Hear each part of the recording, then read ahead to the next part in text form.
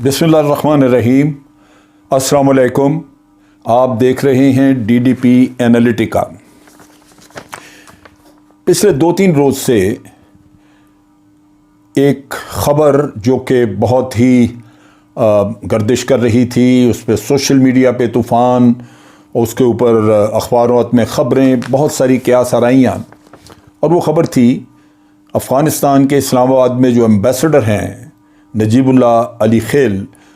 उनकी बेटी की कि उनकी बेटी को अगवा किया गया।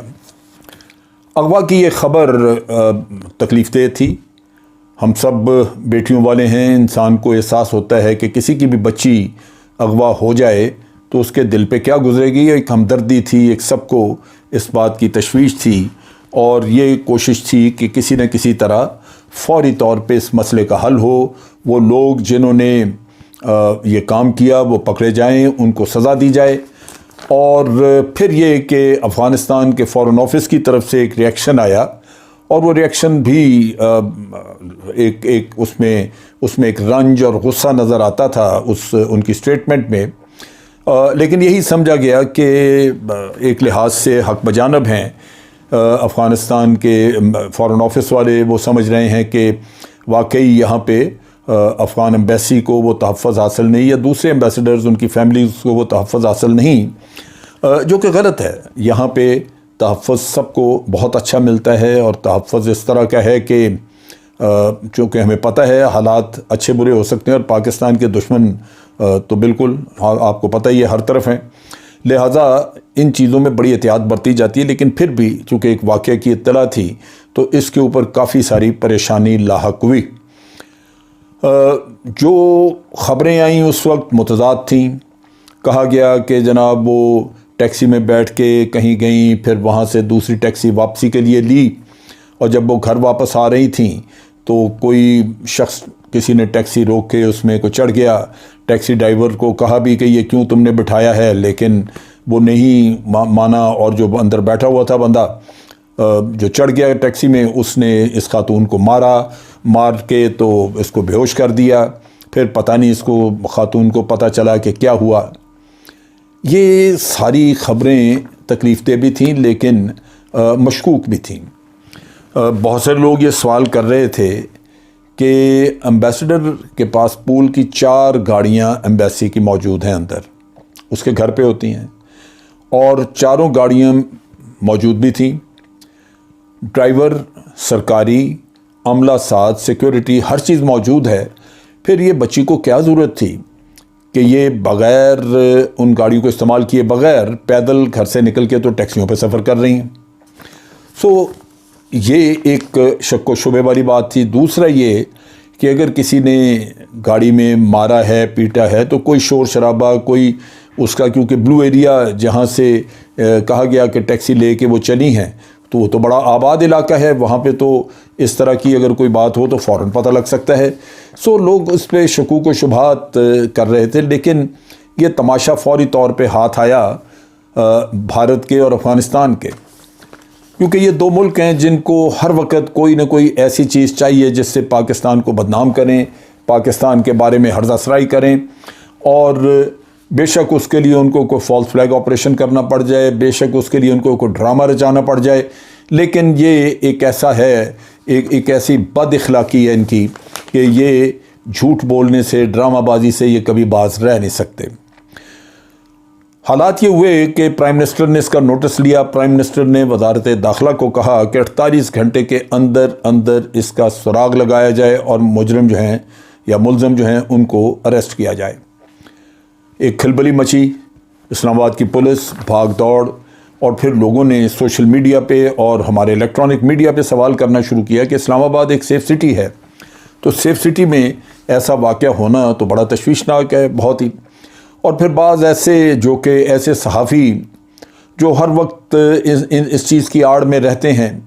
ख़ास तौर पे बाज़ का ताल्लुक़ जियो ग्रुप से है या डॉन से है, वो इस आड़ में रहते हैं कि कहीं ना कहीं कोई ना कोई ऐसी बात हो जिसको वो पकड़ें और हुकूमत के ऊपर उंगली उठाएं, हुकूमत को ज़लील करें, और सिक्योरिटी सिस्टम के ऊपर वो अपनी तनकीद करें। सो उनको भी एक खुला मैदान मिल गया, और उन्होंने भी इसके ऊपर जो जी चाहा وہ بولتے رہے۔ وزارت داخلہ نے اس کے اوپر کافی بھاگ دوڑ کی۔ خود شیخ رشید جو کہ وزیر داخلہ ہیں وہ اس ساری تحقیقات کی نگرانی کرتے رہے، اور اس نگرانی میں یہ جو کچھ بھی پتہ آہستہ آہستہ چیزیں کھل رہی تھیں، لیکن وہ تسلی دے رہے تھے سب کو کہ جی بڑی جلدی ہم اس کو حل کر لیں گے۔ اب جو وہ بچی جس کا نام سلسلہ علی خیل تھا، اس نے اپنا ایک بیان دیا، اسٹیٹمنٹ اس کی، اور اسٹیٹمنٹ میں اس نے یہی کہا، اس نے کہا جی کہ مجھے اس طرح میں ایک ٹیکسی سے اٹھ کے ایک ٹیکسی میں بیٹھ کے تو میں دکان پہ گئی ہوں، وہاں سے میں نے چیزیں لی ہیں، پھر باہر نکل کے میں دوسرے ٹیکسی پہ بیٹھی ہوں، وہاں کوئی اور آدمی آ بیٹھا ہے، اس نے مجھے مارا، پھر وہ مار کے تو مجھے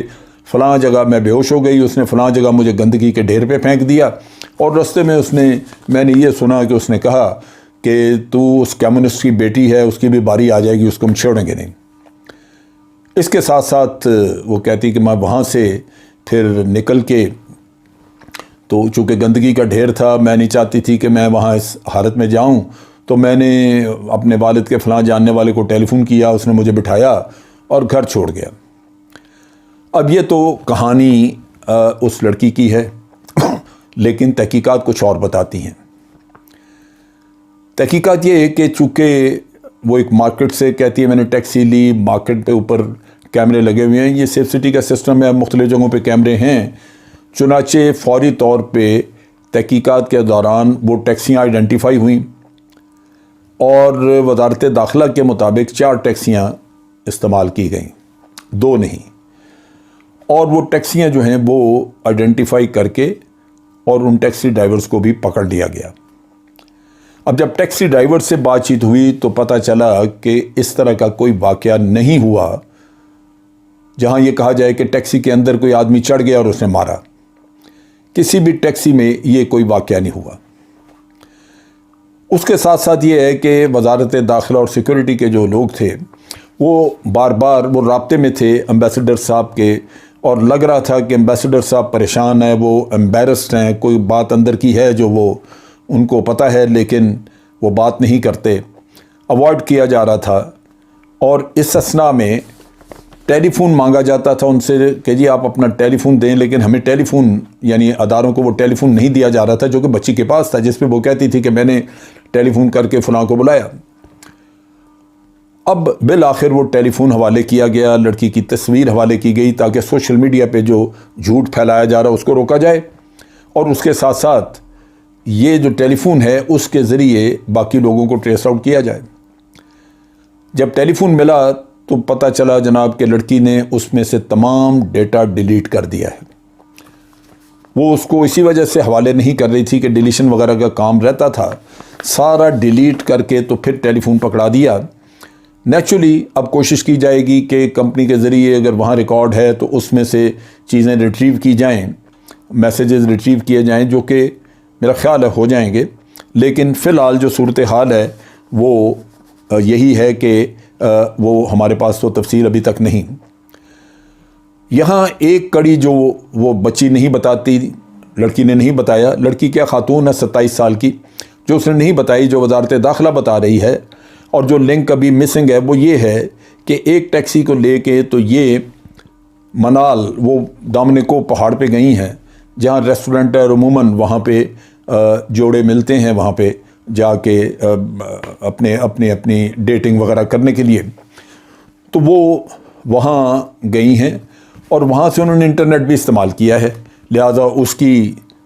تفصیل مل گئی ہے کہ انٹرنیٹ کو یوز کیا ہے انہوں نے۔ سو یہ نہیں کہہ سکتے کہ میں منال نہیں گئی وہاں پہ، یعنی دامنکو نہیں گئی، وہ ذکر نہیں کیا انہوں نے، اپنی جو اسٹیٹمنٹ اس میں نہیں بتایا، لہٰذا یہ ایک تصویر جو بنی اس میں ایک مسنگ لنک یہ کہ منال یہ کیسے پہنچی، یعنی دامنکو پہ کیسے پہنچی، وہاں کون تھا، یہ ابھی سلسلہ جو ہے یہ میرا خیال ہے 1 آدھ دن میں ہماری ایجنسیز یہ بھی کھول دیں گی۔ اور یہاں پہ اس پکچر کے کھلنے کے بعد ساری تفصیل سامنے آ جائے گی، لیکن چیزیں یہ واضح ہوئیں کہ یہ جو خاتون ہیں یہ آپ کو یا ہماری ایجنسیز کو صحیح بات نہیں بتا رہی ہے، جھوٹ بول رہی ہیں۔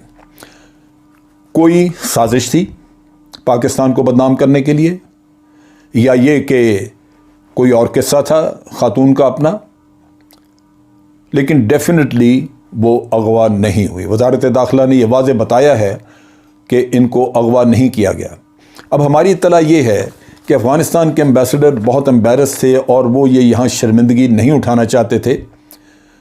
چنانچہ انہوں نے اپنی حکومت کو درخواست کی کہ مجھے واپس آنے کی اجازت دی جائے، واپس بلایا جائے۔ چنانچہ جس طرح کی شیطانیت ہمیشہ اشرف غنی کرتا رہا، اس نے اس کا بھی ملبہ پاکستان پہ ڈالنے کی کوشش کی اور امبیسڈر کو امبیرسمنٹ سے بچانے کے لیے اس کو واپس تو بلا لیا، لیکن اسی واقعے کو بہانہ بنایا۔